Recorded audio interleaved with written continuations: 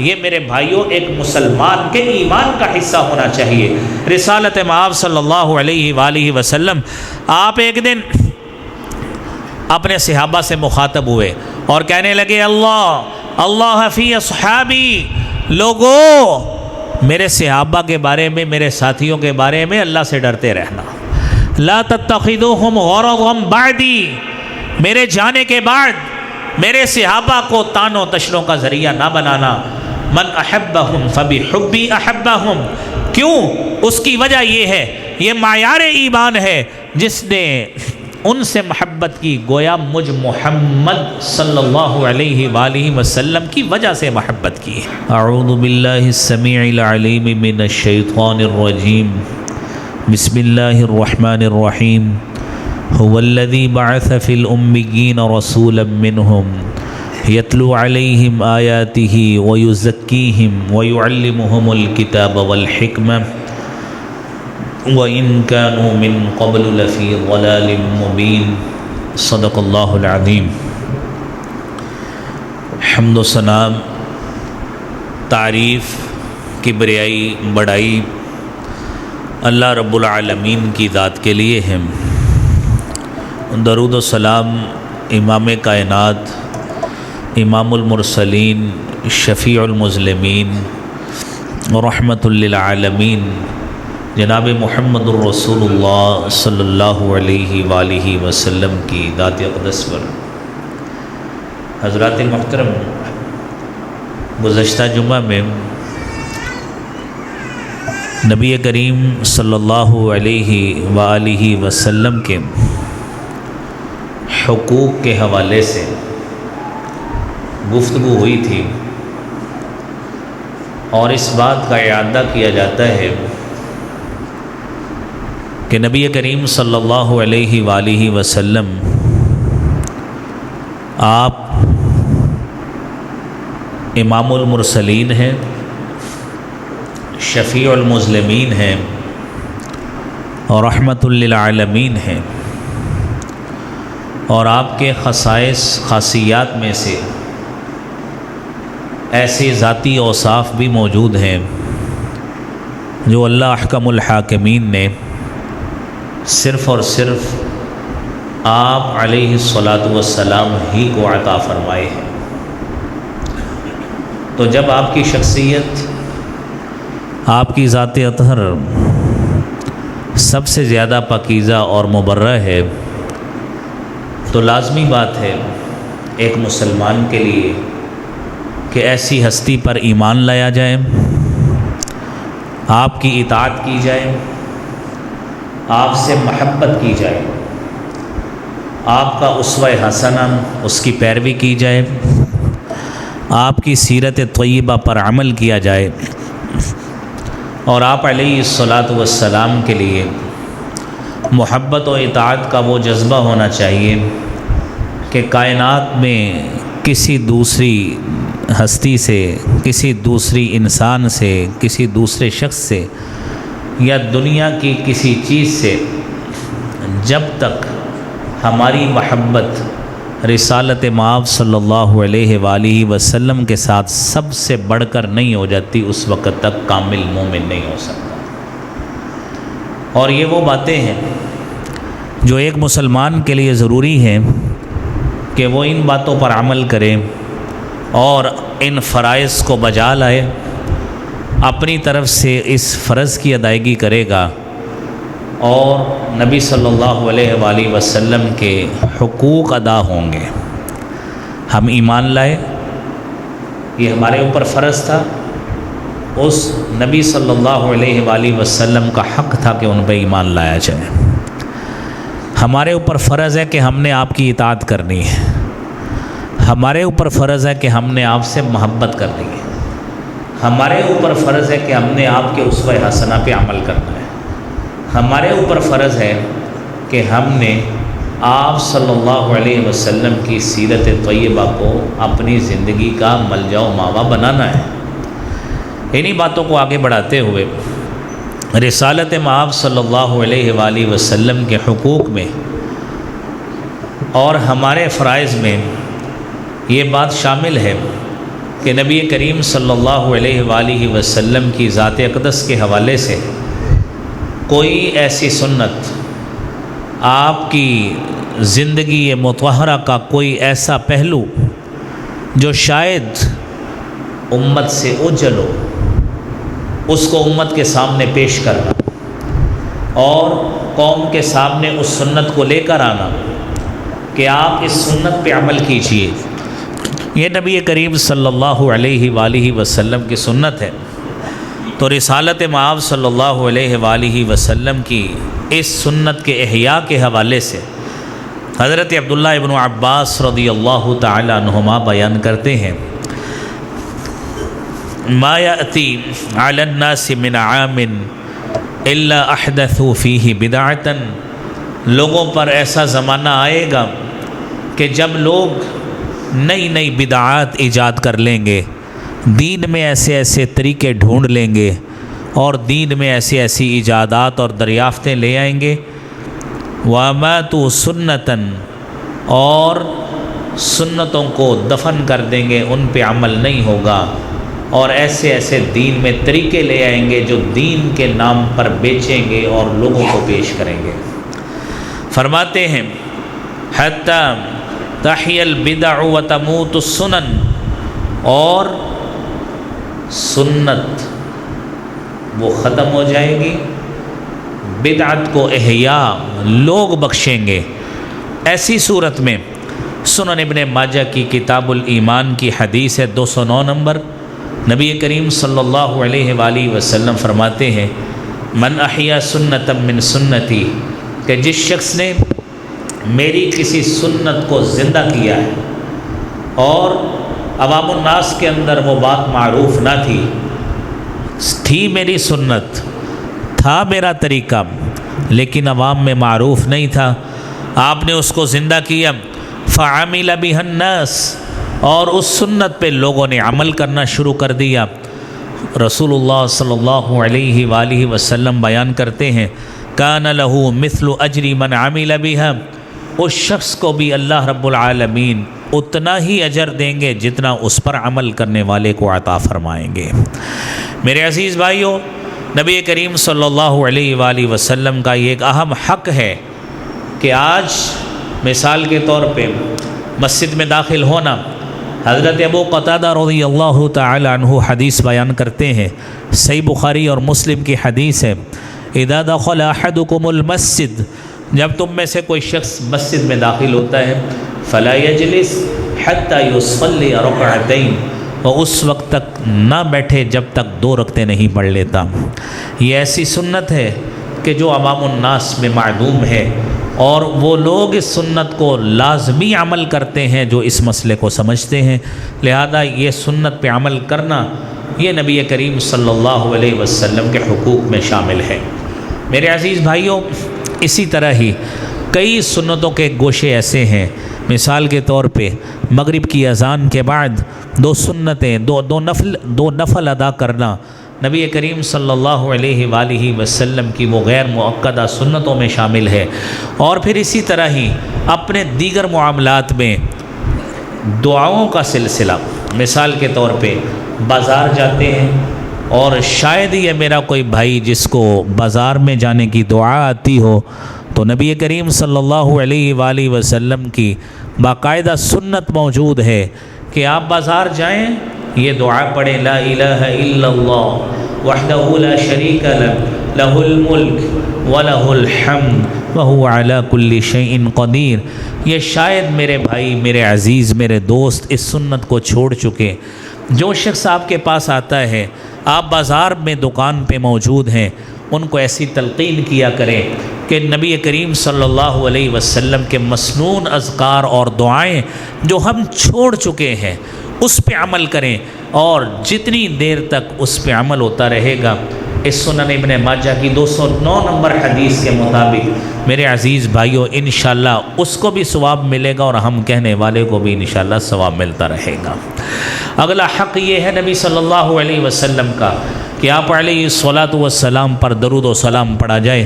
اور آپ اس حوالے سے بخوبی جانتے ہیں کہ اللہ رب العالمین نے قرآن کریم میں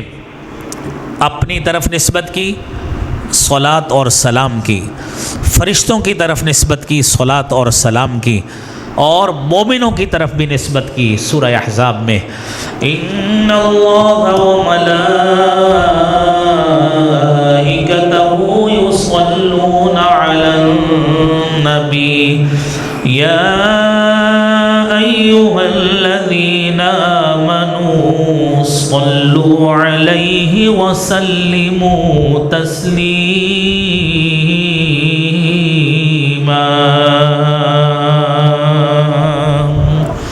بے شک اللہ تعالیٰ اور فرشتے نبی کریم صلی اللہ علیہ وآلہ وسلم پر صلاۃ بھیجتے ہیں، اور جب اللہ صلاۃ بھیجتے ہیں تو اللہ کی طرف سے رحمتوں کا نزول ہوتا ہے، درجات کی بلندی ہوتی ہے، اور جب فرشتے صلاۃ اور سلام بھیجتے ہیں تو فرشتوں کی طرف سے رسالت مآب صلی اللہ علیہ وآلہ وسلم کے مزید درجات کی بلندی کی دعا ہوتی ہے، اور جب اس کی نسبت اہل ایمان کی طرف، مومنوں کی طرف ہوتی ہے، تو اس سے خالصتاً وہ رحمت کی وہ دعا، وہ صلاۃ اور سلام جو رسالت مآب صلی اللہ علیہ وسلم کے نام گرامی پر پڑھا جاتا ہے، اس کو پڑھنا مجھ اور آپ ہر مسلمان کے لیے ضروری ہے۔ نبی کریم صلی اللہ علیہ وآلہ وسلم نے اس شخص کو بخیل کہا ہے، فرمایا بخیل ہے وہ شخص الذی من ذکر عندہ، کہ جس کے پاس میرا نام لیا جائے، فلم یصلی علیہ، اور اس کے بعد وہ مجھ پہ درود نہیں پڑھتا۔ سب سے کنجوس ترین آدمی وہ ہے۔ یہ تو ایک حدیث ہوئی، آپ نے وہ حدیث بھی سنی ہے علماء سے کہ آپ صلی اللہ علیہ وآلہ وسلم ایک دن ممبر رسول پہ چڑھتے ہیں، اور آپ ایک ایک زینہ چڑھتے گئے، 3 زینے چڑھے ہیں تو آپ نے آمین کہا ہے، اور خلاف توقع یہ عمل تھا۔ صحابہ کرام کے پوچھنے پر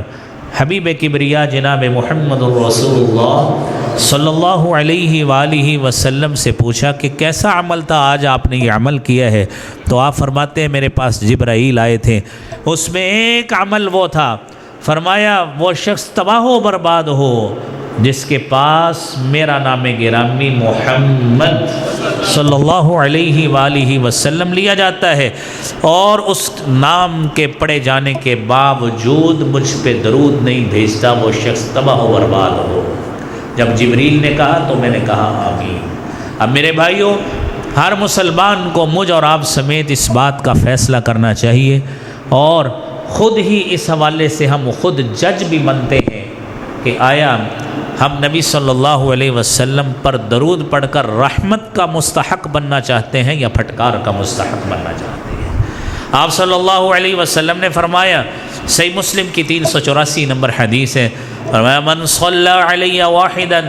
جو شخص مجھ پر من صلی علیہ واحدتا،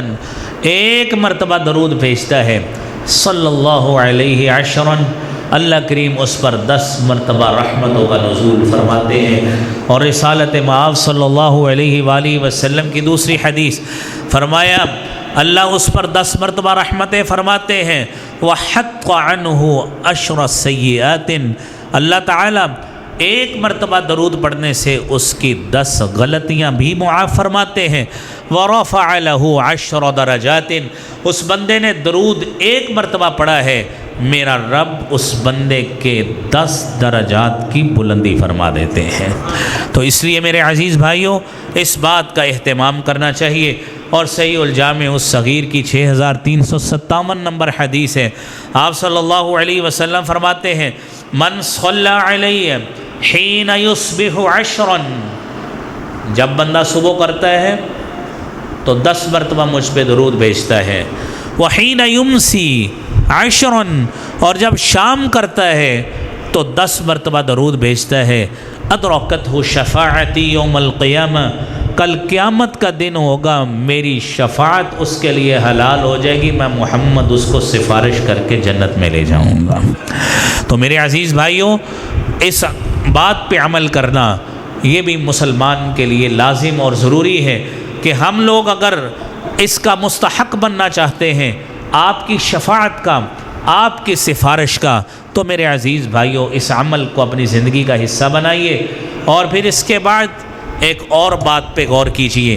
سیدنا ابی بن کعب رضی اللہ تعالی عنہ بیان کرتے ہیں، جامع ترمذی کی 2457 نمبر حدیث ہے، حضرت ابی بن کعب رضی اللہ تعالی عنہ نبی کریم صلی اللہ علیہ وآلہ وسلم کے پاس آتے ہیں اور آ کے پوچھتے ہیں کہ حبیب کبریا جناب رسول اللہ صلی اللہ علیہ وآلہ وسلم، میں اللہ رب العالمین سے اپنی التجا اور سوال بھی کرنا چاہتا ہوں اور اس کے ساتھ آپ پہ درود بھی پڑھنا چاہتا ہوں، تو ذرا مجھے بتائیے میں کتنی مقدار میں آپ پر درود بھیجا کروں؟ کیا میں چوتھائی حصہ دعا کا جتنا وقت لگاتا ہوں، کیا اس کا چوتھائی حصہ میں آپ پہ درود پڑھ لوں؟ آپ نے فرمایا ٹھیک ہے، فَإِن زِدْتَ فَهُوَ خَيْرٌ لَكَ، لیکن اگر تو زیادہ کر لے تو تیرے لیے بہتر ہے۔ انہوں نے کہا کہ میں تیسرا حصہ آپ پر درود پڑھوں گا اور اس کے بعد ایک حصہ اپنے لیے دعا مانگوں گا۔ پھر اس کے بعد کہا کہ میں دعا کا آدھا حصہ آپ صلی اللہ علیہ وآلہ وسلم پہ درود پڑھوں گا اور آدھا حصہ اپنے لیے سوال مانگوں گا۔ کیا یہ ٹھیک ہے اللہ کے رسول صلی اللہ علیہ وسلم؟ آپ نے فرمایا ٹھیک ہے، لیکن ان زدت فہو خیر لک، اگر تو زیادہ کر لے تو تیرے لیے ہی بہتر ہے۔ وہ کہنے لگے ابی بن کعب کہ اللہ کے پیارے حبیب صلی اللہ علیہ وآلہ وسلم، میں اس طرح کرتا ہوں، دعا کے 3 حصے آپ پر درود پڑھوں گا اور ایک حصہ اپنے لیے اللہ سے سوال کروں گا، تو کیا یہ عمل مناسب ہے؟ آپ نے فرمایا ان زدت فہو خیر لک، کہ اگر تو زیادہ کر لے تو تیرے لیے ہی بہتر ہے۔ صحابی رسول کہتے ہیں حضرت ابی بن کعب رضی اللہ تعالی عنہ کہ اللہ کے رسول صلی اللہ علیہ وآلہ وسلم، پھر میں سارا عمل ہی دعا کے معاملے میں آپ پر درود ہی پڑھتا رہوں تو کیسا رہے گا؟ آپ نے فرمایا اے ابی بن کعب، اگر تو واقعتاً ایسے کر لیتا ہے، اذن تکفی ہمک، اللہ تعالیٰ ترے سارے کے سارے غم دور کر دیں گے، وتغفر لک ذنبک، اور تیرے سارے کے سارے گناہ تیرے معاف کر دیے جائیں گے اس درود کی برکت کی وجہ سے۔ اور میرے عزیز بھائیوں، اس درود کی اتنی اہمیت ہے کہ آپ کی دعائیں بھی اس وقت تک اللہ کے پاس نہیں پہنچتی جب تک اس پہ درود نہیں پڑھا جاتا۔ سیدنا فضالہ بن عبید رضی اللہ تعالی عنہ حدیث بیان کرتے ہیں، رسالت مآب صلی اللہ علیہ وآلہ وسلم کے پاس ایک مرتبہ ایسا ہوا کہ ایک شخص آتا ہے اور آ کے ہاتھ اس نے اٹھائے مسجد نبوی میں، آ کے دعا کرنی شروع کر دی۔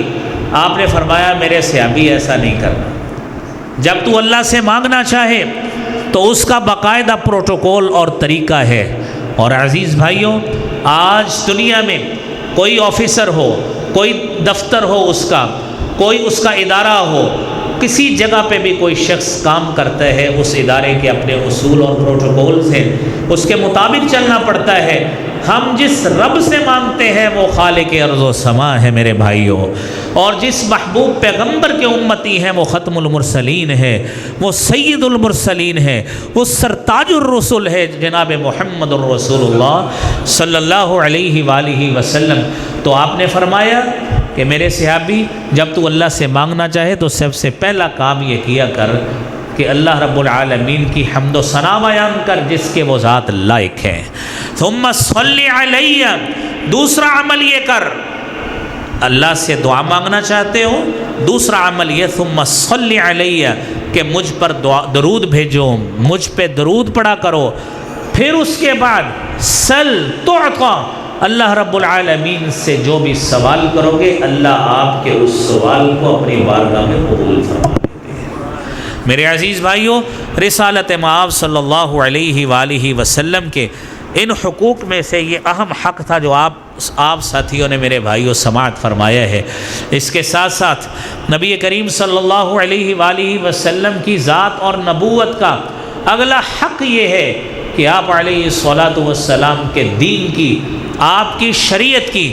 اس معاملے میں نصرت اور مدد کی جائے، اس دین کو پھیلانے میں، اس دین کو غالب کرنے میں۔ وہ کیسے؟ میرے عزیز بھائیوں، قرآن کہتا ہے اس حوالے سے وَلِيَعْلَمَ اللَّهُ مَن يَنصُرُهُ وَرُسُلَهُ بِالْغَيْبِ إِنَّ اللَّهَ قَوِيٌّ عَزِيزٌ۔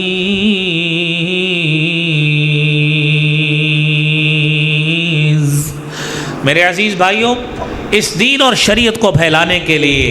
سب سے پہلے ان صحابہ کرام نے اپنے اجسام کو، جسموں کو پیش کیا ہے،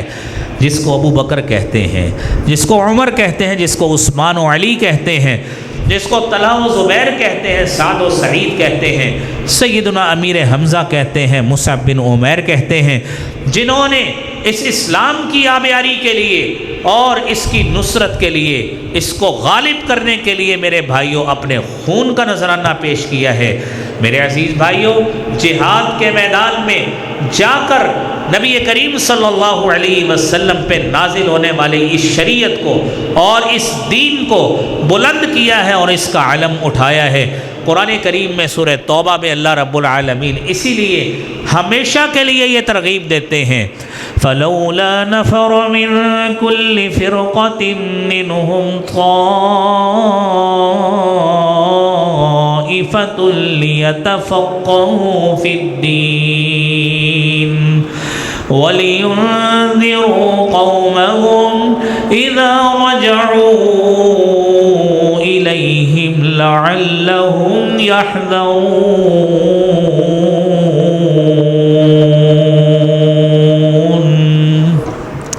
تم میں سے ایسے لوگ کیوں پیدا نہیں ہوتے؟ میرے عزیز بھائیوں، آج دین کو سمجھنے کے لیے، دین کی تفہیم حاصل کرنے کے لیے، دین کی سمجھ بوجھ حاصل کرنے کے لیے آپ میں ایسی جماعت اور ایسے لوگوں اور ایسا گروہ کیوں پیدا نہیں ہوتا؟ لیتفقہوا فی الدین، تاکہ وہ ان مساجد میں آئیں، ان مدارس کی صفوں پہ بیٹھیں، قرآن سنیں، حدیث سنیں، قرآن پڑھیں، حدیث پڑھیں، سیرت کو سیکھیں، اسوہ حسنہ کو سیکھیں۔ لیتفقہوا فی الدین، دین کی سمجھ بوجھ حاصل کریں، وَلِيُنذِرُوا قَوْمَهُمْ، اور اس دین کو سیکھ کر میرے بھائیوں اِذَا رَجَعُوا إِلَيْهِمْ لَعَلَّهُمْ يَحْذَرُونَ، اپنی امت، قوم، قبیلے، برادری کے لوگوں کے پاس جائیں جو دین سیکھا ہے، جو سبق حاصل کیا ہے، اس دین کے سبق کو آگے لوگوں تک پہنچائیں۔ میرے عزیز بھائیوں، جب تک یہ کام نہیں ہوتا دین کی نصرت پہ عمل نہیں ہوتا۔ اور اس قافلے میں، اس قافلے کے حصے دار آپ بھی ہو سکتے ہیں، اس قافلے کا حصہ دار کم سے کم علم رکھنے والا شخص بھی ہو سکتا ہے۔ میرے بھائیوں، آج دیکھیے سوشل میڈیا کو استعمال کرنے کا ٹول آپ کے پاس موبائل فون کی صورت میں ہر شخص کی پاکٹ میں موجود ہے، اس کو آپ استعمال کیجئے۔ آپ کو ایک اچھی حدیث ملتی ہے، قرآن کی آیت ملتی ہے اور اچھا سبق اور درس ملتا ہے جس میں ایک اچھی نصیحت موجود ہو، آپ اس کو لوگوں تک پہنچانے میں کردار ادا کریں۔ لوگ میرے بھائیوں سوشل میڈیا پہ بوسٹر لگاتے ہیں، پیسہ اس بات پہ لگاتے ہیں کہ ہمیں ویور زیادہ مل جائیں، چینل مونوٹائز ہو جائے، فیس بک کا اکاؤنٹ مونوٹائز ہو جائے۔ یہ دنیا کے پیسے ہیں، مریں گے پیسے ادھر کے ادھر، کنوں نے کھانے ہیں، کتوں نے کھانے ہیں، بلوں نے کھانے ہیں یا انسانوں نے کھانے ہیں، اس کو کوئی پتہ نہیں ہے مرنے کے بعد۔ میرے بھائیوں، بقیت اللہ خیر لکم، جو باقی رہنے والی اصل چیزیں ہیں وہ نیکیاں ہوتی ہیں، اگر جانتے ہو سمجھتے ہو تو سمجھ لو۔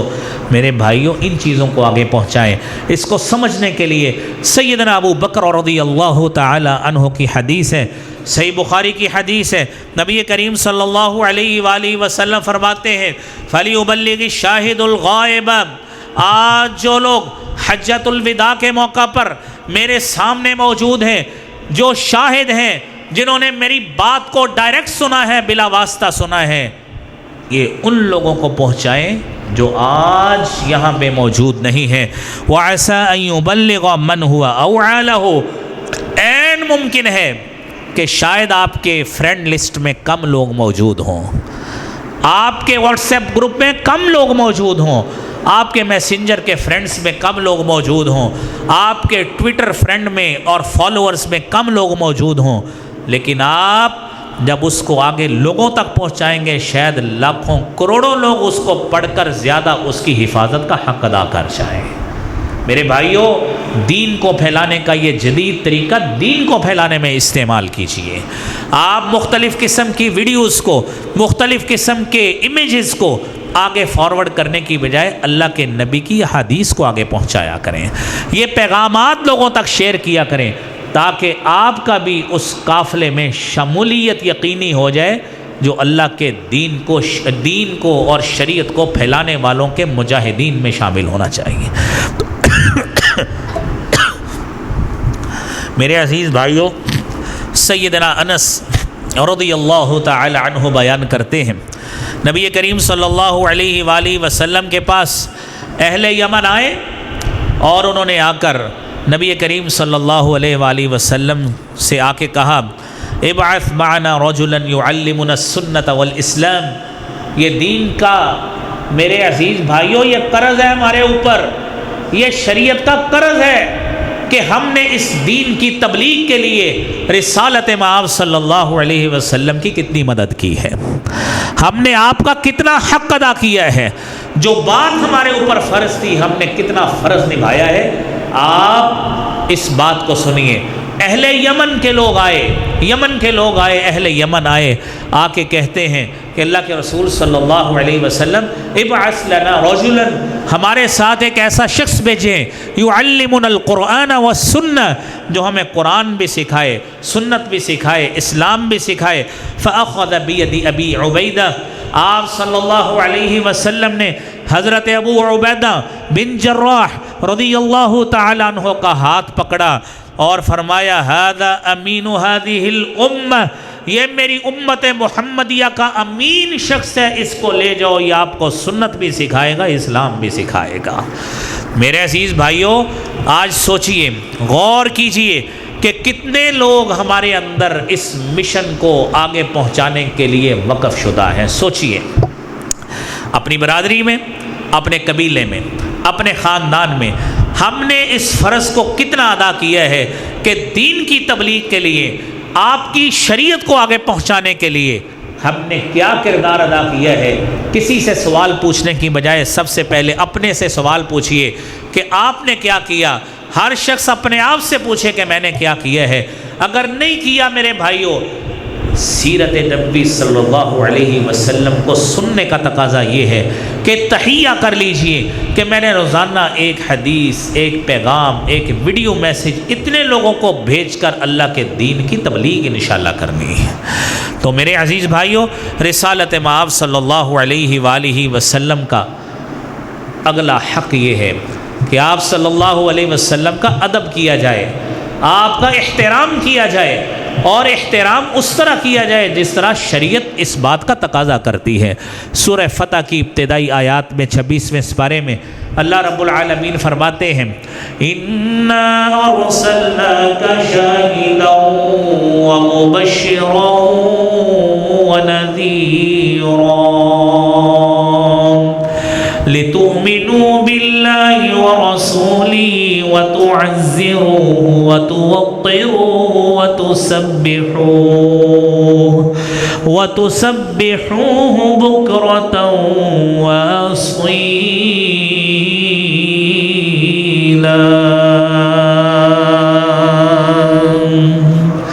اِنَّا أَرْسَلْنَاكَ شَاهِدًا،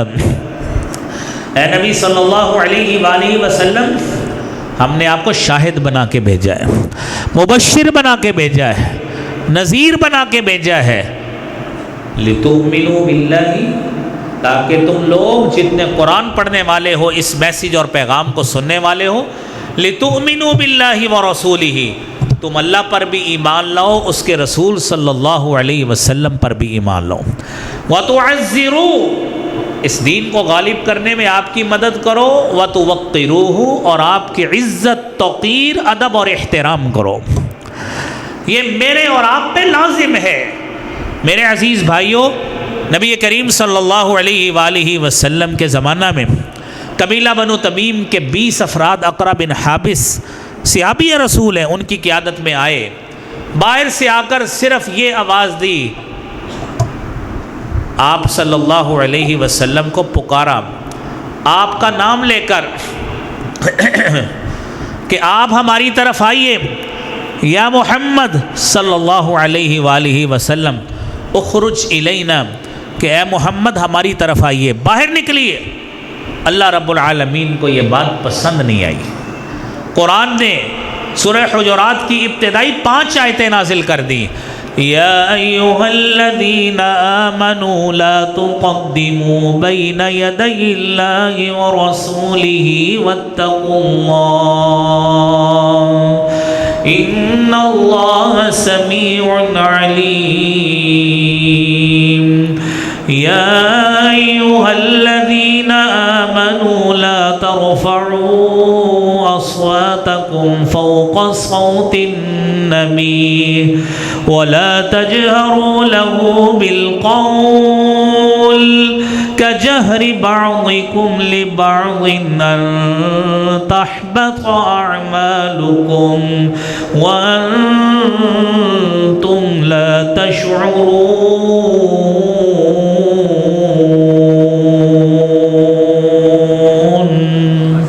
اے ایمان والو، اپنی آوازیں نبی کریم صلی اللہ علیہ وسلم کی آواز سے بلند نہ کرو۔ وَلَا تَجْهَرُوا لَهُ بِالْقَوْلِ، اور آپ کو ایسے مت پکارو جس طرح تم آپس میں ایک دوسرے کو پکارتے ہو۔ یہ نام لے کر آپ صلی اللہ علیہ وآلہ وسلم کو پکارنا یہ خلاف ادب ہے۔ میرے عزیز بھائیو، شاعر کہتا ہے خوب نام محمد ہے اے مومنو، خوب نام محمد ہے اے مومنو، جس پہ نکتہ بھی رب کو گوارا نہیں ہے، جو نبی کی محبت سے منہ موڑ لے دونوں عالم میں اس کا سہارا نہیں ہے۔ کبھی طٰہٰ کہا، کبھی یاسی کہا، کبھی طٰہٰ کہا، کبھی یاسی کہا، نام لے کر کبھی پکارا نہیں ہے۔ یہ شان ہے جناب محمد الرسول اللہ صلی اللہ علیہ وآلہ وسلم کی کہ جنہوں نے حجرات کے پیچھے سے آپ کو بلایا ہے۔ اللہ فرماتے ہیں ان الذین ینادونک من وراء الحجرات اکثرهم لا يعقلون ولو انہم صبروا حتى تخرج الیہم لکان خیرا لهم واللہ غفور رحیم۔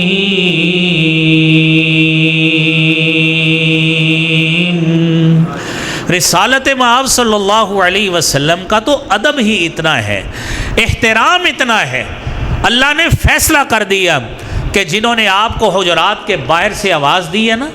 اکثرهم لا يعقلون، ان میں سے اکثر لوگ نا سمجھ ہیں، جنہیں احساس ہی نہیں ہے ہم سید المرسلین کے ساتھ کلام کر رہے ہیں۔ وَلَوْ أَنَّهُمْ صَبَرُوا، صبر کر لیتے، آپ کے نکلنے تک انتظار کرتے تو ان کے لیے بہتر تھا، لیکن باہر سے آواز دینا اللہ کو یہ حرکت کبھی بھی پسند نہیں آئی۔ میرے عزیز بھائیوں، رسالت مآب صلی اللہ علیہ وآلہ وسلم کا ادب، یہ آپ صلی اللہ علیہ وسلم کا حق، اور اس کے بعد رسالت مآب صلی اللہ علیہ وسلم کے دوستوں سے دوستی رکھنا، آپ کے دشمنوں سے دشمنی رکھنا، یہ میرے بھائیوں ایک مسلمان کے ایمان کا حصہ ہونا چاہیے۔ رسالت مآب صلی اللہ علیہ وآلہ وسلم، آپ ایک دن اپنے صحابہ سے مخاطب ہوئے اور کہنے لگے اللہ اللہ فی اصحابی، لوگو میرے صحابہ کے بارے میں، میرے ساتھیوں کے بارے میں اللہ سے ڈرتے رہنا۔ لا تتخذوہم غرضا بعدی، میرے جانے کے بعد میرے صحابہ کو تان و تشنوں کا ذریعہ نہ بنانا۔ من احبہم فبحبی احبہم، کیوں؟ اس کی وجہ یہ ہے، یہ معیار ایمان ہے، جس نے ان سے محبت کی گویا مجھ محمد صلی اللہ علیہ وآلہ وسلم کی وجہ سے محبت کی ہے۔ ومن ابغضہم، جس نے ان سے بغض رکھا اور ان سے نفرت کی، ان کی بے توقیری کی اور ان کے ساتھ احترام کا رشتہ نہ رکھا، فرمایا فبی بغضی ابغضہم، گویا اس کو مجھ محمد صلی اللہ علیہ وسلم سے بغض اور نفرت تھی، جس کا اظہار اس نے میرے صحابہ پہ کیا ہے۔ اسی لیے میرے بھائیوں قرآن کہتا ہے یا ایھا الذین آمنوا لا تتخذوا آباءکم واخوانکم اولیاء ان استحبوا الكفر بعد الایمان ومن يتولهم فأولئك هم الظالمون۔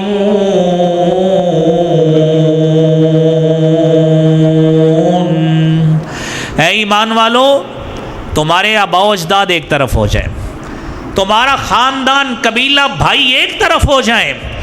اگر انہوں نے ایمان کے اوپر کفر کو ترجیح دی ہے تو تمہاری محبت دین کی وجہ سے محمد مصطفیٰ کے ساتھ ہونی چاہیے صلی اللہ علیہ وآلہ وسلم۔ یہ محبت کا تقاضا ہے، یہ غیرت کا تقاضا ہے ایک مسلمان کے لیے کہ وہ رسالت مآب صلی اللہ علیہ وسلم سے محبت کا اس طرح کا اظہار کرے۔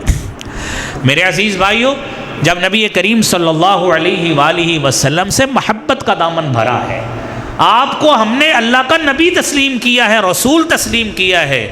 اور آپ کی ختم نبوت پہ ہمارا ایمان ہے، تو میرے بھائیوں آپ سے جفا نہیں کرنی چاہیے، آپ سے محبت اور پیار کا رشتہ نبھانا چاہیے۔ اور میرے بھائیوں اس حوالے سے 2-3 احادیث سنیے کہ آپ سے محبت کا رشتہ یہ ہے کہ آپ کو وہ عزت اور توقیر دی جائے جو آپ ڈیزرونگ ہے، جو آپ نے کہا ہے، قرآن نے کہا، یہ حدیث مصطفیٰ صلی اللہ علیہ وسلم میں موجود ہے۔ سیدنا عمر فاروق رضی اللہ تعالیٰ عنہ حدیث بیان کرتے ہیں، صحیح بخاری کی حدیث ہے، آپ صلی اللہ علیہ وآلہ وسلم نے فرمایا لا تطرونی کما اطرت النصارى المسیح ابن مریم، مجھے مقام و مرتبہ دینے میں حد سے مت بڑھانا، اتنا مت بڑھا دینا جس طرح عیسائیوں نے عیسیٰ ابن مریم کو بڑھا دیا ہے۔ لقد كفر الذين قالوا ان الله هو المسيح ابن مريم وقال المسيح يا بني اسرائيل اعبدوا الله ربي وربكم انه من يشرك بالله فقد حرم الله عليه الجنة ومأواه النار وما للظالمين من انصار۔